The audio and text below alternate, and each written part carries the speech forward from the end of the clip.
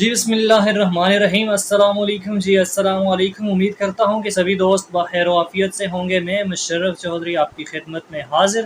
Viewers, آج ہم بات کریں گے پاکستان بمقابلہ افغانستان ون ڈے سیریز کی، جو کہ شری لنکا میں کھیلی جانی ہے، اور 3 میچوں پہ مشتمل یہ ون ڈے سیریز ہے۔ اور کرکٹ ایکسپرٹس جو ہیں وہ یہ کہتے ہوئے نظر آ رہے ہیں کہ ایشیا کپ سے قبل یہ سیریز کافی سود مند ثابت ہو سکتی ہے دونوں ملکوں کے لیے، کیونکہ 30 اگست سے جو ایشیا کپ شروع ہونے والا ہے وہ بھی اس بار 50 اوور پر مشتمل ہے، یعنی کہ ون ڈے ہی ہے۔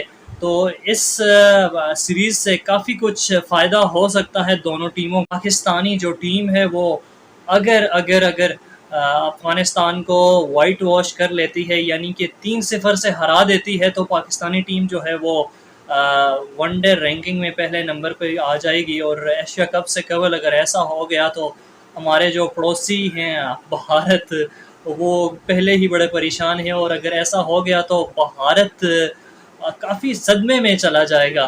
اور اس کے بعد جب ایشیا کپ میں پاکستان بمقابلہ بھارت کا ٹاکرا ہونے والا ہے 2 ستمبر کو، دنیا بھر کے شائقین کرکٹ کی نظر اس میچ پہ ہے۔ کہا جاتا ہے کہ فائنل سے پہلے یہ فائنل ہوگا، اور جو ٹیم اس میچ کو جیت گئی تو تصور یہ کیا جائے گا کہ یہ ایشیا کپ جیت گئی۔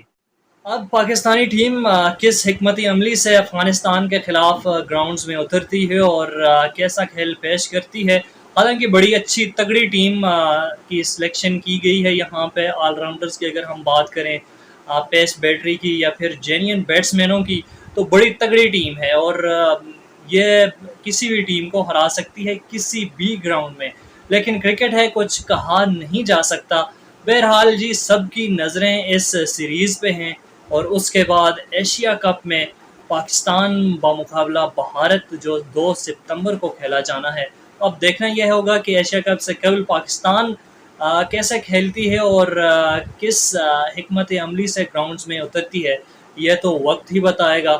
اب تک کے لیے اتنا ہی، انشاءاللہ ایک نئے ولاگ کے ساتھ آپ کی خدمت میں دوبارہ حاضر ہوں گے۔ تب تک کے لیے اللہ حافظ۔